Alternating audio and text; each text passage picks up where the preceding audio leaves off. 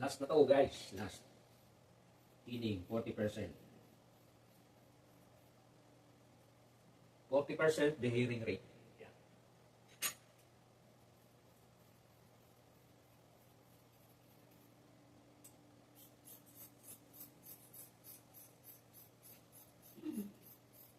Basta lagi ang tutok nyo lang sa labas. Kung mag-aasa kayo. Kadalasan gamit nyo liha. Pag liha gamit nyo, hindi nyo kailangan ng tubig. Ilalatag nyo lang yan sa flat na na lamesa. O kaya dyan sa anong pwesto nyo dyan. Tapos, ganun. Gayahin nyo ito, ginagawa. Lalapat mo lang yung dyan. Yung pinakang, may makikita kang dyan. Yan, susundan mo yan. Slant mo lang yan ng ganyan dyan. Basta sa tingin mo flat yung niya dyan. Sakto dyan sa saan.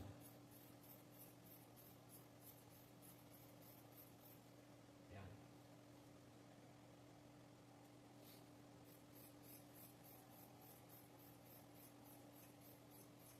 Pagliha pala, yan. Konting hagod lang sa loob. Kasi hindi yan kasing pino nito eh. Katulad nito, pinong-pino.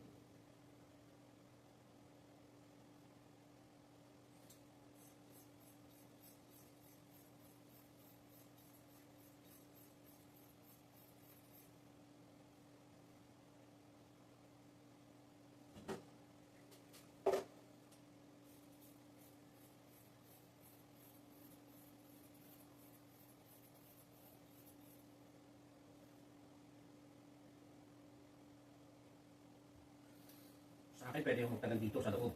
Alam ko kung paano gawin. Pero pag sa inyo, huwag nyo nang subukan. Baka masira lang yung mga gunting na tinig nyo. Pinaka-the best. Sa akin yun na ipagawa. Pahasahan nyo na lang sa akin.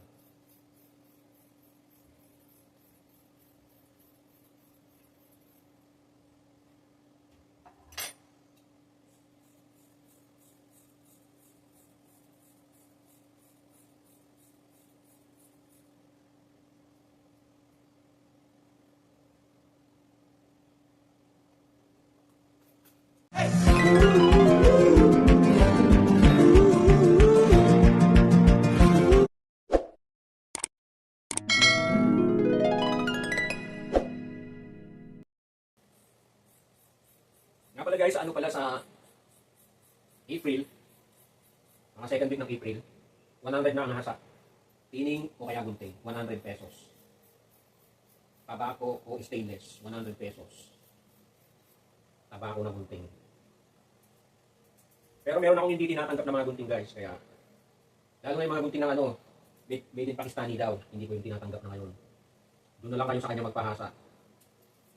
Ang tinatanggap ko lang na gunting sa hasa, Unico Scissor, Samurai Scissor, at saka mga yung gunting ko na binibenta. Saka yung mga gunting sa online. Yung ngayon. Kaya. Merong ibang gunting sa online na hindi kaya, hindi pwede. Depende saan. Pero nasa inyo yun, kung gusto nyo ipahasa sa akin, sa akin ko naman pag pinilit nyo ako. Pero wag nyo akong sisihin kung hindi natin magagawa. Pero sinasabi ko sa inyo, kung ano lang yung liga na na madalas kasi may mga stainless na iba eh. Akalain mo, pareho lang din yun ng stainless na mga nahawakan mo na pero iba. Tapos may mga tining at gunting na matagal ng matagal nyo ng gamit minsan. Ginagamit nyo, walang stopper, walang walang washer. Yun, may mga defect na yun. Kasi nabago na yung mga yan. Bibihira yung maayos pa natin yan. Pero kung naayos natin, swerte.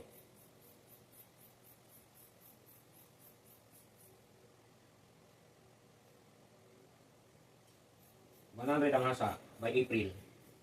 Second week ng April, 100 na hasa ako guys. Dapat nga itong month na to, kaya lang sabi ko next month na lang. April. Hindi nyo ba alam na Unico Scissor at yung Samurai Scissor? Iba ang presyo ng hasa noon. Kung hindi nyo yun inabutan, ako magugulat kayo. Mahal na nga yung gunting nila, mahal pa hasa. Natutulong ako mag-asa guys sa Unico. Dahil tinitingnan ko yung mag-asa doon kung paano niya tirahin ang gunting. Tapos, yung asahan nila ganito din halos pareho. Pero yon mas pino yata dito yun eh. Kasi ito 5,000 grit eh. Meron pa nitong 6,000 grit eh. Tsaka iba yung kulay. Medyo itim siya. Bato din yun na binobloke. Alam nyo guys yung mga saan ng Unico? Kapag Unico Scissor, 150. Kapag hindi Unico Scissor, 250. Sa tining naman, kapag Unico tining, 250. Kapag hindi Unico, kapag Unico tining, 250. Kapag hindi Unico tining, 350. Yun ang hasa noon. Ang tagahasa namin noon, yun. Minsan, meron din siyang hindi napiperfect eh. Lalo pagka mga hindi talaga Unico yung hinahasa. Meron siya may pagkakataon na mayroong mga inuulit yung hasa. Eh yung kasi dinadala, kailangan pa namin pick upin. Kapag may tumawag na client ng Unico, gustong ipangasa yung mga Unico Scissor nila, dadaanan namin yan. Kung client naman namin sila, minsan inaantay na lang kami magpunta sa area kasi madalas ini-area naman namin yan. Usually ang area namin nun, every 15 tsaka 30 kasi kasabay na ng singil. Installment kasi ang Unico dati dahil syempre mahal ang gunting, kaya installment. Yung kalaban ng Unico, yung Samurai naman, ang hasa nila, actually wala sila tagahasa dito sa Pinas. Pag nagpahasa ka sa Samurai, dadalhin pa nila sa Japan yun. Magbibigay lang sila sa iyo ng gagamitin mo. Yung papahasa mo, dadalhin nila sa Japan. Minsan inaabot ng 1 month bago maibalik sa'yo. 1,000 ang bayad. Alain mo yun? 1,000.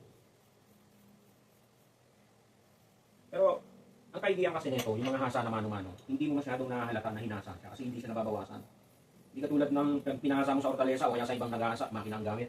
Malaki ang nababawas sa gunting mo. Mga